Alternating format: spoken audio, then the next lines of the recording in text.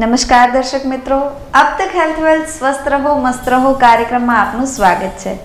મિત્રો, अब तक हेल्थ वेल्थ अंतर्गत આજે આપણે ગાયનેકોલોજિસ્ટ ડોક્ટર દર્શનાબેન પંડ્યા સાથે વાત કરવાના છીએ। ત્યારે મેડમ આપણી સાથે છે। મેડમ, આપનું ખૂબ ખૂબ સ્વાગત છે अब तक हेल्थ वेल्थ स्वस्थ रहो मस्त रहो માં। જી, સૌપ્રથમ તો વાત કરીએ તો આજે આપણે કયા વિષયને લઈને વાત કરવાના છીએ? આપણે બહુ બેઝિક અને સામાન્ય સ્ત્રીઓને લગતા સ્વાસ્થ્યના ટોપિકથી શરૂઆત કરીએ તો એ છે યોનિ માર્ગને લગતું ઇન્ફેક્શન। જે કોઈ પણ ઉંમરની સ્ત્રી કે દીકરી ગણીએ તો 12 વર્ષથી લઈને અને હવે તો કદાચ યંગ એજમાં થાય છે, કારણ કે દીકરીઓ વહેલી માસિક ચક્ર શરૂ થઈ જાય છે, એટલે 8-10 વર્ષથી દીકરીથી લઈને 45થી 50 વર્ષની બહેનો સુધી યોનિ માર્ગમાં ઇન્ફેક્શન થઈ શકે, યોનિ માર્ગમાંથી આવતા સ્ત્રાવમાં ફેરફાર થઈ શકે। આ અંગેના કારણો, ઉંમર તો આપણે જોઈ જ લીધી કે આમાં કોઈ પણ ઉંમરની સ્ત્રીને કે દીકરીને કે ઇવન વૃદ્ધાવસ્થામાં પણ થઈ શકે છે। આ કયા પ્રકારના સ્ત્રાવ હોય છે અને એનું આગળ નિદાન અને સારવાર કઈ રીતે કરવી એ આપણે બેઝિક જોઈશું। જી, ખાસ તો સ્વસ્થ યોનિની જો વાત કરવામાં આવે તો સ્વસ્થ યોનિની વ્યાખ્યા શું છે? સ્વસ્થ યોનિ એટલે એકચ્યુઅલી આપણે એમ કહી શકાય કે ઈશ્વરે માત્ર યોનિ નહીં પણ દરેક અંગ પોતાની હેલ્થ પોતે મેન્ટેન કરી શકે એમાં એવા એનું વાતાવરણ મૂકેલું છે, એમાં એવા હેલ્થ જે કહેવાય એને હેલ્ધી અથવા ફ્રેન્ડલી બેક્ટેરિયા કહેવાય કે જે આપણી સાથે આપણા શરીરની અંદર ફ્રેન્ડલી બેક્ટેરિયા તરીકે હોય છે। અને એટલે જ આજે હવે પ્રોબાયોટિક, કોવિડના ટાઈમમાં આપણે જોઈએ છે કે ઇમ્યુનિટી મેન્ટેન કરવા માટે પ્રોબાયોટિકનો યુઝ કરવો। એ શું છે? એ આપણા ફ્રેન્ડલી કે હેલ્ધી બેક્ટેરિયા છે જે આપણા શરીરની અંદર રહે છે અને આપણને હેલ્પફુલ થાય છે। અને એના કારણે આપણા યોનિ માર્ગ, જે સ્ત્રીઓની યોનિ માર્ગ છે એનું વાતાવરણ છે એ હોર્મોન્સ પ્રમાણે એની પીએચ જે કહી શકીએ, પીએચ એટલે કે ખટાશ, એસિડિક પીએચ અને બેઝિક પીએચ છે એ મેન્ટેન કરી શકે છે।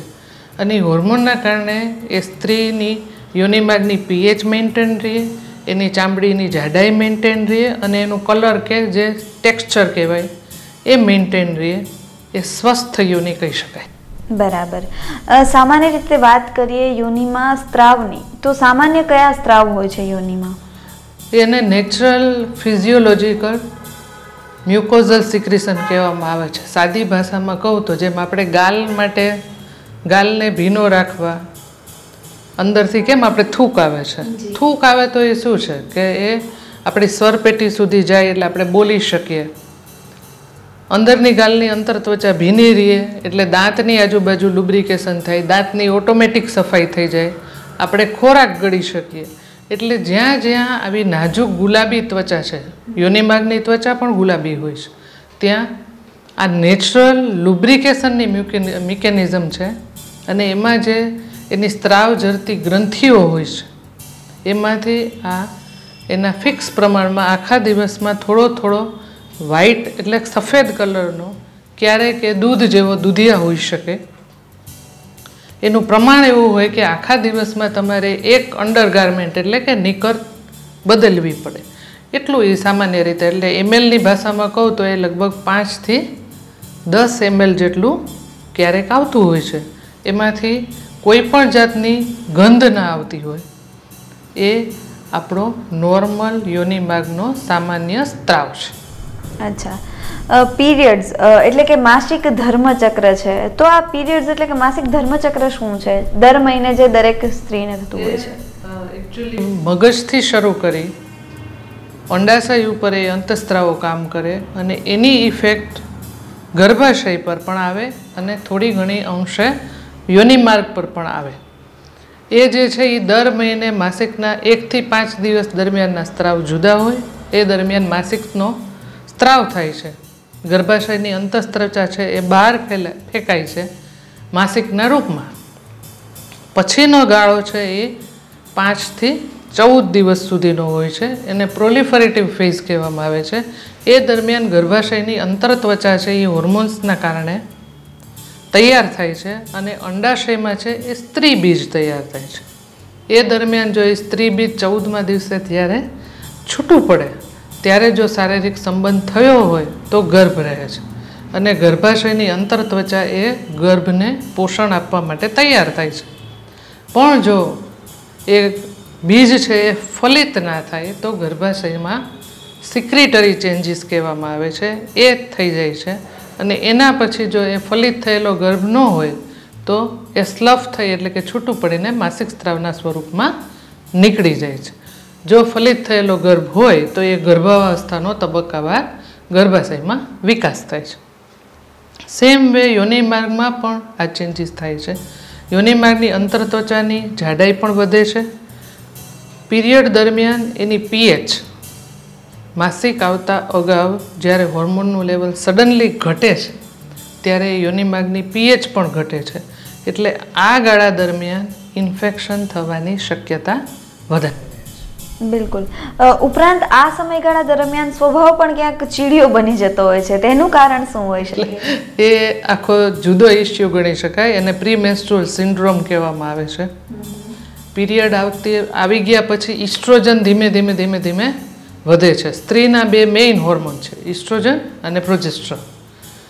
ઇસ્ટ્રોજન જેમ જેમ વધે એમ મૂડ સ્વિંગ્સ જતા રહે,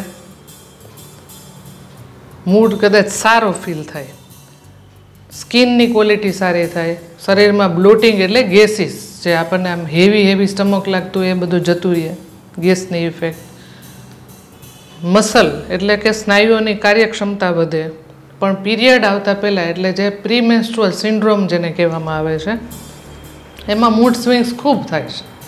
ક્યારેક ઊંઘનું પ્રમાણ વધી જાય, ક્યારેક ઘટી જાય. મોટે ભાગે સ્વભાવ ચીડિયો થઈ જાય છે. પણ જો બહેનો ફિઝિકલી એક્ટિવ હોય તો મૂડ સ્વિંગ્સ ઘણા બધા ઓછા થાય છે. અને અગત્યની વાત છે ડાયટ. ત્યારે હોર્મોનના કારણે બોડીમાં એટલે કે શરીરમાં ક્ષાર અને પાણીનું પ્રમાણ વધે છે. આપણું શરીર છે એ ક્ષાર અને પાણી રોકે છે. એટલે તમે પીરિયડ પહેલાં જુઓ અને પીરિયડ પછી જુઓ તો વજનમાં પણ 2 થી 3 કિલોનો ફરક જોવા મળે છે.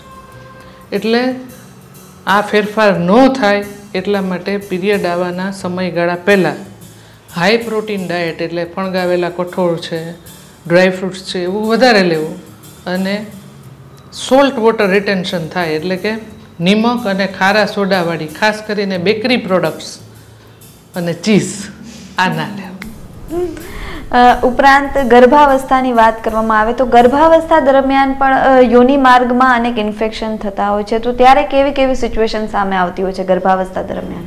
એકચ્યુઅલી ગર્ભાવસ્થા દરમિયાન ઓવરઓલ હોર્મોનલ આ ચેન્જીસ છે, આપણા જે બોડીમાં ઇસ્ટ્રોજન પ્રોજેસ્ટ્રોન છે એનું પ્રમાણ તબક્કાવાર એટલે પહેલાં 3 મહિનાની ગર્ભાવસ્થામાં, વચલા 3 મહિનાની ગર્ભાવસ્થામાં અને છેલ્લે એ 3 વખતે અલગ અલગ હોય છે. બીજું, ગર્ભાવસ્થા દરમિયાન બ્લડનું સર્ક્યુલેશન કુદરતી રીતે વધે છે જે બાળકને પોષણ આપવા માટે જરૂરી હોય છે. એટલે નેચરલ સિક્રેશન વધે એમાં જો ડ્રાયનેસ ન જાળવીએ એટલે સૂકાપણું ન જાળવીએ તો ઇન્ફેક્શન થવાનું રિસ્ક વધી જાય છે. જી મેડમ, ચર્ચાનો દોર આપણે આગળ વધારીશું. દર્શક મિત્રો, સમય થયો છે નાનકડા વિરામનો. વિરામ બાદ ફરી મળીશું.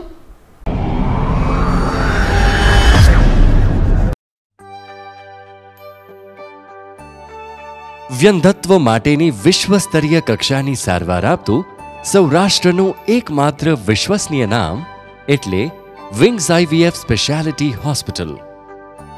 એક્સક્લુઝિવ ઇન્ફર્ટિલિટી માટેનું વિશાળ યુનિટ કે જ્યાં આપની માનસિક, આર્થિક તેમજ સારવારલક્ષી સંપૂર્ણ કાળજી લેવાય છે. આકર્ષક હોસ્પિટલનો માહોલ, વિશાળ વેઇટિંગ એરિયા, સંપૂર્ણ વૈજ્ઞાનિક રીતે કાઉન્સેલિંગ કરતા સ્ટાફ, અતિ આધુનિક તથા અતિ વિશાળ IVF લેબ એ વિંગ્સ હોસ્પિટલની ખાસિયત છે. અહીં અતિ નમ્ર, વિવેકી અને સભ્ય સ્ટાફ આપને આવકારશે. આપ અહીં પોતીકો અનુભવ કરશો. આપની લાગણીઓને અહીં વાચા મળશે. મહત્તમ પરિણામ સંપૂર્ણ વૈજ્ઞાનિક ઢબે. આપના નિસંતાનપણાનો ઉકેલ આપના દ્વારે. આપ ચોક્કસ કહેશો કે વિંગ્સ છે તો વિશ્વાસ છે. Wings IVF speciality hospital, Nanavati Chowk, Rajkot.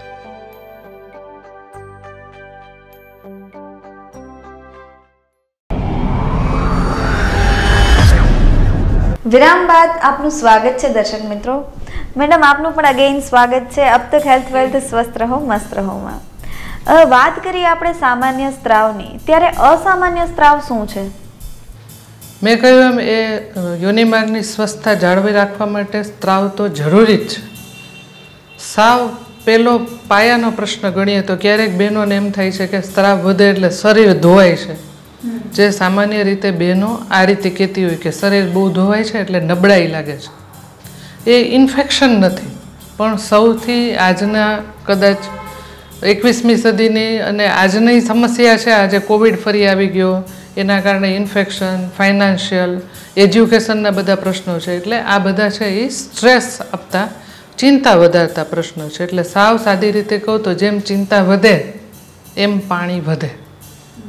આપણને કેમ સરસ કોઈ સ્વાદિષ્ટ રસોઈ બનાવી હોય તો સુગંધ આવે તો એ આપણા મોઢામાં કેમ પાણી આવવા માંડે છે, એમ જો સ્ટ્રેસ આવવા માંડે તો યોનિમાર્ગનું પાણી વધવા માંડે છે. એ સ્ત્રાવ વધી જાય છે, એને ફિઝિયોલોજિકલ લ્યુકોરિયા કહેવામાં આવે છે. એ ઇન્ફેક્શન નથી. એના પછીની આપણે વાત કરીએ તો એ ઇન્ફેક્શનને કારણે થતો સ્ત્રાવ છે. એના મેજર 3 પ્રકાર ગણી શકાય. એક બેક્ટેરિયલ, એટલે કે બેક્ટેરિયાથી થતું ઇન્ફેક્શન, જેને સાદી ભાષામાં આપણે સેપ્સિસ કહીએ છીએ. બીજું કેન્ડિડિયલ એટલે ફૂગનો ચેપ ગણી શકાય. અને ત્રીજું છે એ પેરાસાઇટિક, એટલે કે જે પરોપજીવી જંતુઓ છે જે આપણા બોડીમાં છે, આપણા આંતરડામાં હોઈ શકે, ત્યાંથી પોષણ લેતા હોય છે. પણ જો એનું ઇન્ફેક્શન યોનિમાર્ગમાં લાગે તો એ પેરાસાઇટિક ઇન્ફેક્શન કહેવામાં આવે છે, જેમાં મેઇનલી એનું મેડિકલ નામ છે એ ટ્રાઇકોમોનિયલ ઇન્ફેક્શન કહેવાય.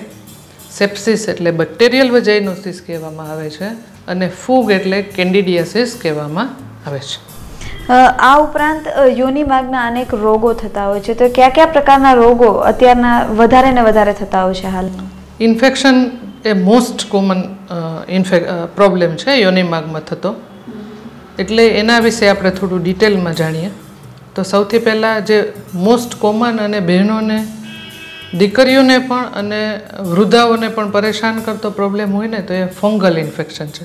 કારણ આપણો દેશ છે એ ગરમ દેશ છે, આપણે ત્યાં ભેજવાળું વાતાવરણ વધારે છે. એટલે અને થોડુંક આપણે જે કપડાં પહેરવાની સ્ટાઇલ છે આપણી ભારતીય સંસ્કૃતિની, કે આપણો સ્ત્રીઓનો મોટા ભાગનો પાર્ટ્સ છે એ કવર રહે છે. એટલે ત્યાં ભેજનું પ્રમાણ વધારે હોય, અને જ્યાં ભેજ અને ગરમીનું પ્રમાણ વધારે હોય ત્યાં હંમેશા ફંગલ ઇન્ફેક્શન, એટલે કે સાદી ભાષામાં કહું ને તો ફુગાઈ જવાનો ભય વધારે રહે છે.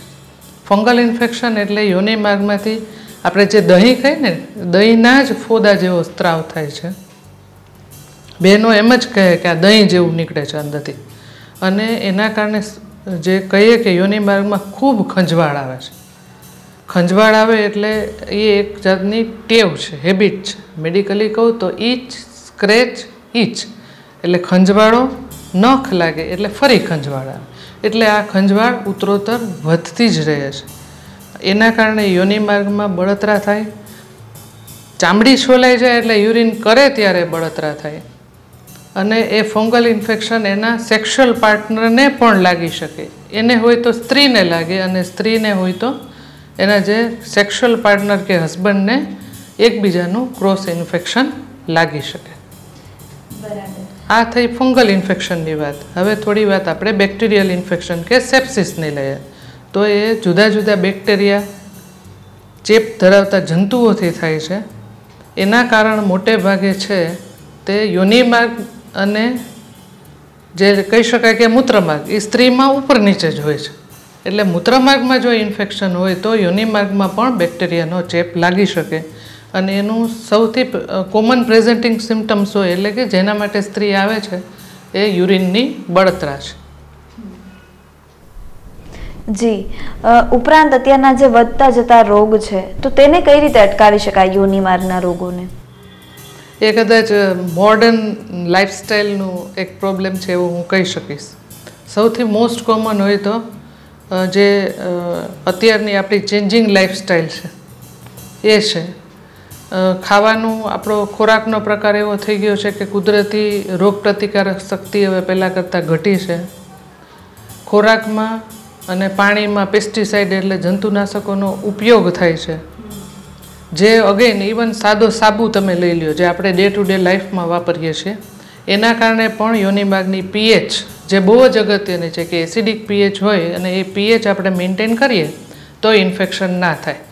આ બહુ સામાન્ય ખાણીપીણીની વાત થઈ. પહેરવેશની તમે વાત કરી કે હવે વર્કિંગ વુમન વધારે હોય છે એટલે એ પોતાને યોનિમાર્ગની સ્વચ્છતા પૂરતી જાળવી શકતી નથી. પછી બહાર તમે જાઓ તો કોમન ટોયલેટનો ઉપયોગ કરો, કોમન બાથરૂમનો ઉપયોગ કરો એટલે ઇન્ફેક્શન થવાનો રિસ્ક વધી જાય.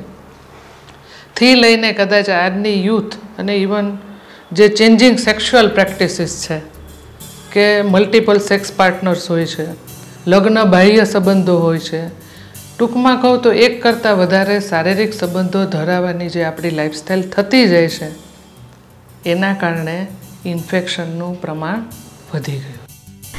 મેડમ, ખાસ તો અત્યારના જ્યારે યોનિમાર્ગના ચેપને લઈને વાત થઈ રહી છે ત્યારે સેનેટરી પેડ એનો શું રોલ છે પીરિયડ્સ દરમિયાન? એનો ખૂબ અગત્યનો રોલ છે.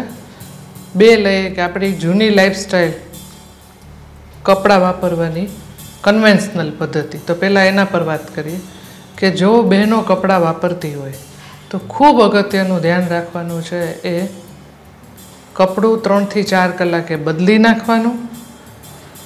પહેલાં એવું હતું કે ખૂબ શરમ ને સંકોચ રહેતો એટલે કપડું પણ ધોવે તો ગરમ પાણીથી ના ધોવે, બાથરૂમમાં પહેલાં કપડાં ભેગા કરે, રાત્રે ધોવે અને અંધારામાં સૂકવે જેથી કોઈ જોવે નહીં. એ ખૂબ જ ખોટી પ્રેક્ટિસ છે. કપડું વાપરીએ તો દર 3 થી 4 કલાકે બદલી નાખવું જરૂરી છે. એને ખૂબ ઉકળતા પાણીમાં પ્રોપર સાબુથી ધોઈ અને તડકામાં સૂકવવાનું. તડકો છે કે સનરાઈઝ છે એ નેચરલ એન્ટીબેક્ટેરિયલ છે એટલે એમાં બેક્ટેરિયાના જંતુ ગ્રો થતા નથી. અને જો કપડું ન વાપરીએ અને પેડ વાપરીએ તો એ ઉત્તમ જ છે, પણ પેડ વાપરવાથી આપણી 100% સેફટી નથી થઈ જતી. એમાં પણ ખૂબ જ ધ્યાન રાખવું પડે છે. પેડ વાપરીએ તો બી એમાં 2 પ્રોબ્લેમ છે, એક એલર્જીક છે અને બીજો ઇન્ફેક્ટિવ છે. એલર્જીકની વાત કરું તો લોહી એમાં જામી જાય એટલા માટે અમુક કેમિકલ્સ એ પેડની અંદર મૂકવામાં આવે છે જેથી કરીને જે વહેતો રક્તસ્રાવ છે એ પેડની ઉપર પડે તો એ જામી જાય. પણ એ કેમિકલની પણ એલર્જી હોઈ શકે એટલે પેડ વાપર્યા પછી ઘણાને ખંજવાળ આવવાનો પ્રોબ્લેમ થાય છે. અને બીજું ગણીએ એ ઇન્ફેક્શનનો પ્રોબ્લેમ છે. પેડ પણ બહેનો શું છેલ્લા ખાસ કરીને 2-3 દિવસ પછી રક્તસ્રાવ ઓછો થઈ જાય ને, અને જો બહાર કામ કરતી હોય કે ઘરમાં હોય પણ 7-8 કલાક સુધી જો પેડ બગડે નહીં ને તો તે બદલતી નથી અને એના કારણે પણ ઇન્ફેક્શન થવાનો રિસ્ક ખૂબ વધી જાય છે. અગત્યનું છે એ પેડનું ડિસ્પોઝલ છે.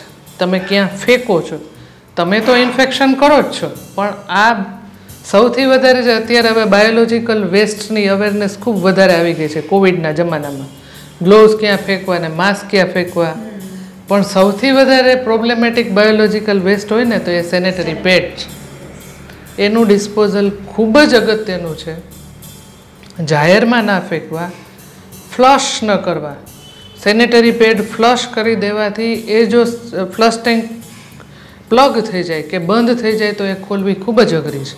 એટલે એને સારા કપડાના પસ્તીમાં ઇવન રેપ કરી શકાય, કાગળની કોથળીમાં રેપ કરી શકાય અને બાયોલોજિકલ વેસ્ટ કલેક્શન માટે જે મોટા શહેરોમાં વાન આવે છે એમાં તમે આપી શકો અથવા યોગ્ય જગ્યાએ એનો જાહેરમાં નહીં પણ બધા ભેગા કરી ખૂણામાં ફેંકી દેવા અને બેસ્ટ વે છે એ સળગાવી દેવા. ઇવન હવે તો સેનેટરી વેન્ડિંગ મશીન જેમ આવે છે કે જે પેડ આપે છે એમ જે બાયોમેડિકલ વેસ્ટ જલાવવા માટેની જે ભઠ્ઠીઓ હોય છે સળગાવવા માટેની એવી જેને ઇન્સિનરેટર કહેવામાં આવે છે એવા પોર્ટેબલ ઇન્સિનરેટર આવે છે કે જેમાં તમે સેફલી એ પેડ સળગાવી શકો. Disposable machine. ડિસ્પોઝેબલ. મેડમ, ચર્ચાનો દોર આપણે આગળ વધારીશું. તો દર્શક મિત્રો, સમય થયો છે નાનકડા વિરામનો. વિરામ બાદ ફરી મળીશું.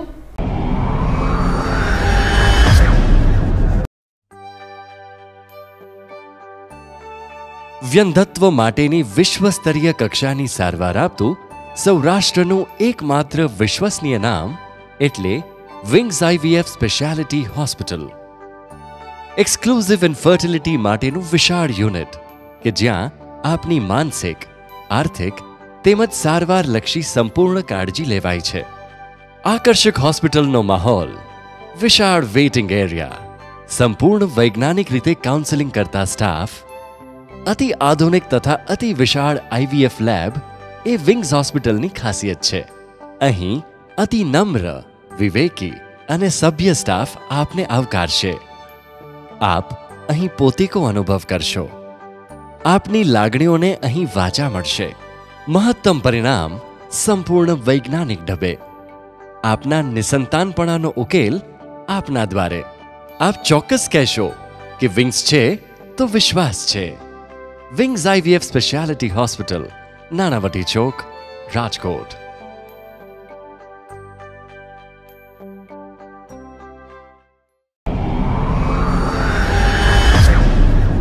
વિરામ બાદ આપનું સ્વાગત છે મિત્રો. મેડમ, અગાઉ જ્યારે સેનેટરી પેડની ને વાત કરી ત્યારે ઘણી વખત મેં પોતે પણ એવું સાંભળેલું છે કે ઘણી લેડીઝ એવી છે કે એને કોઈ યોની માર્ગનો પ્રોબ્લેમ હોય, ખંજવાળ આવતી હોય કે નાની મોટું જે કોઈ વસ્તુ હોય તો તે મોસ્ટલી ડૉક્ટર પાસે આવતા શરમાય છે અને વધારે પડતી એ લેડીઝ ડૉક્ટરને જ શોધતા હોય છે. ત્યારે આવાને શું સંદેશો આપશો તમે? એકદમ સાચી વાત છે. એકચ્યુઅલી જેમ તાવ આવો કે શરદી થવી, શરદી થાય એટલે નાકમાંથી પાણી પડે, એમ યોની માર્ગમાં ઇન્ફેક્શન થાય તો યોની માર્ગમાંથી પાણી પડે. એટલે એ કોઈ સંકોચ રાખવા જેવો પ્રશ્ન નથી. બધા બહેનોને એક, અને ખાસ કરીને આપણા મીડિયામાં કે જાહેરમાં કે એવું છે કે એને માટે ઇન્ફેક્શન માટે એક જે આપણે બોલતા સંકોચાય પણ એ ગુપ્ત રોગ છે એવું નથી. એને બધા કદાચ પબ્લિક ઇમ્પ્રેશન કે જાહેર છાપ કહીએ ને એ એમ કે આ તો છુપાવા જેવો રોગ છે, પણ એકચ્યુઅલી જેમ નાકમાંથી પાણી પડે એમ ત્યાંથી પાણી પડી શકે. એટલે પહેલાં તો બહેનોએ આનો સંકોચ ન રાખવો. યોગ્ય સમયે ડૉક્ટરને બતાવો એટલે ડૉક્ટર નક્કી કરશે કે આ તમારો ફિઝિયોલોજીકલ એટલે કોઈ પણ કારણસર હોર્મોનના કારણે કે સ્ટ્રેસના કારણે વધી ગયેલો ડિસ્ચાર્જ છે. ઘણી વખત એનિમિયા જે ખૂબ જ અગત્યનું છે, નાની દીકરીઓમાં એનિમિયાના કારણે પણ આ યોની માર્ગનો સ્ત્રાવ વધી જાય છે. એટલે શેના કારણે છે એ નક્કી કરશે ડૉક્ટર.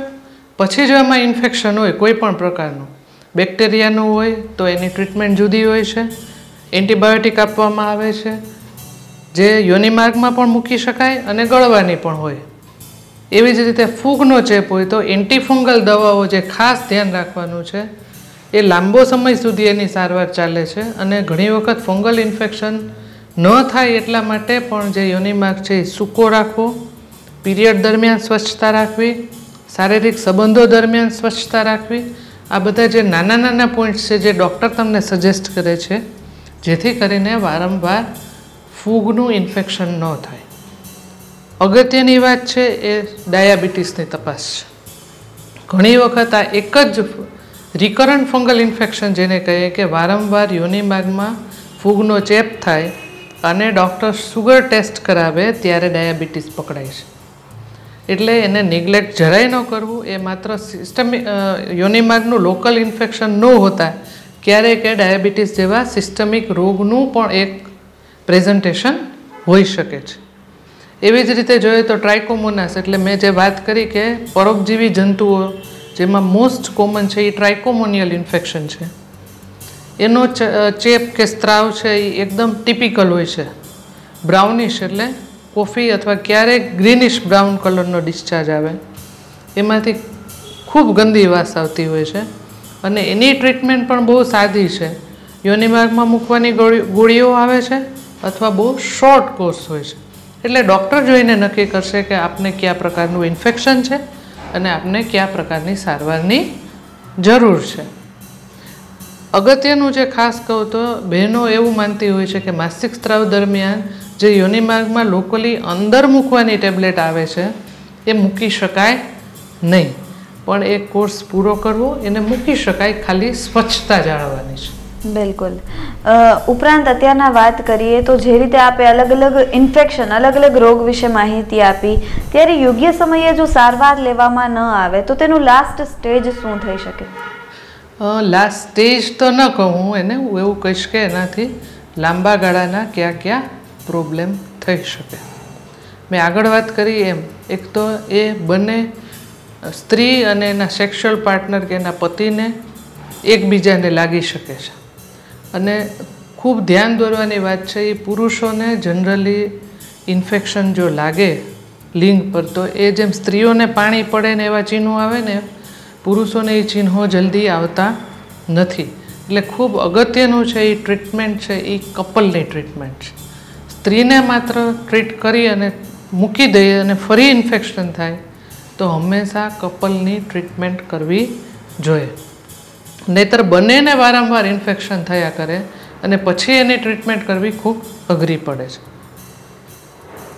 સ્ત્રીને પોતાને એકવાર આ ઇન્ફેક્શન થઈ જાય અને ફૂગનું ઇન્ફેક્શન છે એ વારંવાર થયા કરે તો ખંજવાળવાના કારણે નીચેની જે યોનિમાર્ગની બહારની ત્વચા પર પણ સોજો રહે છે. ત્યાંથી વાત કરીએ તો જો એ ઇન્ફેક્શન અંદર લાગે ગર્ભાશય દ્વારા તો જે અત્યારે જે વંધ્યત્વની સમસ્યા છે એનું એક વધારાનું કારણ આ પણ છે કે એના કારણે ફેલોપિયન ટ્યુબ કહીએ છીએ જે આપણે, કે નસમાં બ્લોકેજ સર્જાય છે અને પ્રેગ્નન્સી રહેતી નથી. અને અત્યારે હવે ટેસ્ટ ટ્યુબ બેબી અને એ જે ખૂબ વધારે પ્રમાણમાં જોવા મળે છે, એટલે લોકોને એને જાણવાની જિજ્ઞાસા પણ વધારે હોય છે. અને એની સારવારમાં કહું ને તો ટેસ્ટ ટ્યુબ બેબી અથવા જેને વારંવાર ગર્ભપાત થઈ જતો હોય છે એ બહેનોના જે આ બધા કારણો શોધવામાં આવે તો એમાંનું એક કારણ છે એ રિકરન્ટ, એટલે કે વારંવાર થતું વજાઇનલ ઇન્ફેક્શન છે. એટલે બહેનોને ગર્ભ રહેવામાં પણ પ્રોબ્લેમ થઈ શકે અને વારંવાર ગર્ભપાત પણ થઈ શકે છે. ત્યાંથી આગળ વાત કરીએ, અને જો આને ટાઈમસર ટ્રીટ ના કરવામાં આવે એના કારણે અલ્સર્સ એટલે યોનિમાર્ગમાં ચાંદા થઈ જાય તો એને પ્રોપરલી બતાવીએ નહીં તો ક્યારેક એમાંથી બહુ રિમોટ ચાન્સીસ છે કે એ કેન્સરમાં પણ પરિણમી શકે. બરાબર. અત્યારના તો આપણે યુવા અવસ્થામાં લાગતા ચેપની વાત કરી, પરંતુ ઘણી વખત એવું પણ બને છે કે મેનોપોઝ પછી પણ ઘણી વખત આ સ્ત્રાવ એટલે કે સફેદ પાણી પડતું હોય છે, તો એના કારણો શું શું હોઈ શકે? ખૂબ અગત્યનો અને જરૂરી પોઈન્ટ છે આ. ખાસ કરીને મેનોપોઝ એટલે 50-55 વર્ષના બહેનોમાં ગણીએ ને તો એક તો એ લોકો પહેલાં તો બહાર આવવા માટે એમની દીકરી કે વહુ કે એના પતિ પર ડિપેન્ડન્ટ હોય છે. મોટે ભાગે મોટી ઉંમરમાં બહેનો જાતે આવતી નથી, એટલે જ્યારે આવે ને ત્યારે પ્રોબ્લેમ વધી ગયો હોય છે. બીજું, ત્યારે ઉંમર સહજ સંકોચ વધારે હોય છે, પણ બહેનોને મેનોપોઝ પછી ઇન્ફેક્શન થવાનો પ્રોબ્લેમ થવાનું કારણ છે એ એટ્રોફિક વજાઇનાઇટિસ કહેવાય. એટલે કે યોનિમાર્ગની ચામડી પાતળી પડી જાય છે, એટલે એની રોગ પ્રતિકારક ક્ષમતા ઘટે છે, એટલે એને ઇન્ફેક્શન ખૂબ વધારે થઈ જાય છે. પણ જનરલી આવી બહેનો ટાઈમસર બતાવતી નથી. એટલે એક એટ્રોફિક વજાઇનાઇટિસ હોય તો એની પ્રોપર ટ્રીટમેન્ટ કરવી, એના માટે ડૉક્ટર તમને પ્રોપર એના માટેના ઘણા બધા લોકલ એપ્લિકેશન્સ આવે છે જે આપશે, જેથી યોનિમાર્ગ છે એ હેલ્ધી રહે. રોગ કહું તો આ ઉંમરે સેમ અગેન ડાયાબિટીસ હોઈ શકે, એના કારણે ઇન્ફેક્શન થયા કરે, થી લઈને જે ખૂબ અગત્યનું છે એ ગર્ભાશય અને યોનિમાર્ગના કેન્સરની પ્રાથમિક તપાસ કરવી જરૂરી છે. આ ઉપરાંત જો આ રોગની નિદાન અને સારવારની વાત કરીએ તો અત્યારના કેવી કેવી સારવાર ઉપલબ્ધ છે? નિદાન માટે જે તે છે સ્ત્રાવ છે એને લઈ અને માઇક્રોસ્કોપમાં જોવામાં આવે છે, જેને સાઇટ ક્લિનિકલ એક્ઝામિનેશન બહુ સિમ્પલ પહેલાં આપણે કરીએ તો સાધન મૂકીને તપાસ કરવાથી જ સ્ત્રાવનો પ્રકાર જોઈને ખબર પડે છે કે આમાં કયા પ્રકારનું ઇન્ફેક્શન છે. એટલે એ ક્લિનિકલ એક્ઝામિનેશન છે. પછી સાઇટોલોજી એટલે જે તે સ્ત્રાવને લઈ સ્લાઇડ ઉપર મૂકી અને માઇક્રોસ્કોપમાં જોવામાં આવે છે.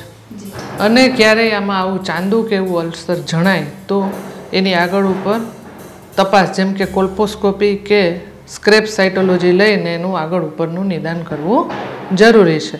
સિસ્ટમિક તપાસમાં સૌથી અગત્યનું છે યુરિન એક્ઝામિનેશન છે અને શુગર એક્ઝામિનેશન છે. જી મેડમ, ખાસ તો આજ અમારી સાથે જોડાયા અને અમારા દર્શકોને માહિતગાર કર્યા તે બદલ આપનો ખૂબ ખૂબ આભાર. આપનો પણ ખૂબ ખૂબ આભાર. આપના દ્વારા મને ઘણી બધી બહેનો જોડે જોડાવાની તક મળી. ધન્યવાદ. ઉપરાંત મેડમ, કાર્યક્રમના અંતમાં અમે અમારા દર્શક માટે હેલ્થ ટીપ લઈને આવતા હોઈએ છીએ. ત્યારે આજની તમારા તરફથી હેલ્થ ટીપ અમારા દર્શકો માટે. આપણે આ ચર્ચા દરમિયાન ઘણું બધું કવર કરવાની કોશિશ તો કરી જ છે, પણ સૌથી અગત્યની આ ટોપિકને લગતી જ હેલ્થ ટીપ કહું તો સૌથી અગત્યનું છે એ સ્વચ્છતા છે. ખાલી બાહરિક સ્વચ્છતા નહીં, આંતરિક સ્વચ્છતા ખૂબ અગત્યની છે. યોનિમાર્ગને સૂકો રહે તેનું ધ્યાન રાખવું. અંડરવેર એટલે કે નિકર બને ત્યાં સુધી કોટનના પહેરવા, એને વારંવાર બદલતા રહેવા. પીરિયડ દરમિયાન ચોખ્ખાઈ રાખવી ખૂબ અગત્યની છે. શારીરિક સંબંધ પછી જે ખૂબ અગત્યનો પોઈન્ટ છે એ ઇમિડિયેટલી એટલે કે તુરત જ બાથરૂમ જઈ આવું. એ લોકલ પાર્ટને બંને જણાએ પૂરતો સ્વચ્છ રાખવો એ ખૂબ અગત્યનું છે. અને જો ઇન્ફેક્શન થાય તો વિના સંકોચે, પછી એ 9 વર્ષની દીકરી હોય કે 60 વર્ષની વૃદ્ધા હોય, ડૉક્ટરને મળી યોગ્ય નિદાન કરવું અને એની યોગ્ય સારવાર વહેલી કરવી. તો દર્શક મિત્રો, આજે તો ખાસ આપણે ડૉક્ટર દર્શનાબેન પંડ્યા પાસેથી યોનિ માર્ગના રોગો અને તેની સારવાર વિશે માહિતી મેળવી. ત્યારે ફરી આવા નવા જ વિષય સાથે મળતા રહીશું. ત્યાં સુધી મને રજા આપો અને જોતા રહો અબ તક હેલ્થ વેલ્થ. સ્વસ્થ રહો, મસ્ત રહો. નમસ્કાર. આવા જ અવનવા વિડીયોઝ માટે અબ તકની ચેનલને સબસ્ક્રાઇબ, લાઇક અને શેર કરતા ના ભૂલશો. આ જ રીતે જોડાયેલા રહો અબ તક સાથે. ધન્યવાદ.